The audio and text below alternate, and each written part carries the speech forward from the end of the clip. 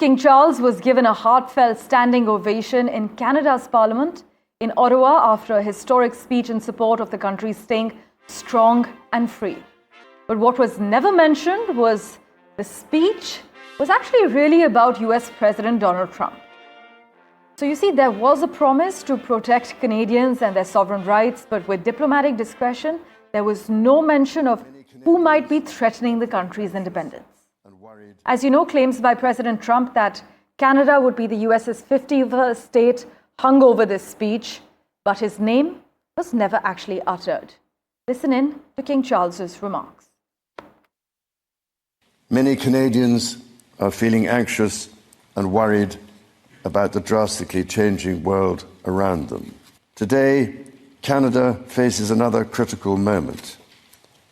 Democracy, pluralism, the rule of law, self-determination, and freedom are values which Canadians hold dear, and ones which the government is determined to protect. My colleague Maha Siddiqui has been tracking the latest for us. She joins us live from Vancouver at the moment.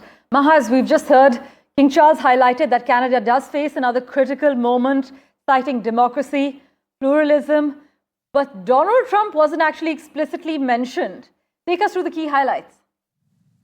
That's right, Parmeshwar, and it isn't surprising because as per parliamentary norms across the world, leaders of a third country or names of people who are not present in parliament are rarely mentioned unless, of course, it's a clear a threat that they believe requires the name to be taken in parliament. And therefore, perhaps this was in keeping with that norm. However, references were made to the kind of protection that Canada requires at this juncture from forces from outside. And there was a mention of the trade relationship specifically that has been changing. King Charles III referred to the global trade regime that is seeing changes currently, saying that it wasn't ever perfect. However, it was serving a purpose of prosperity for the Canadians for decades.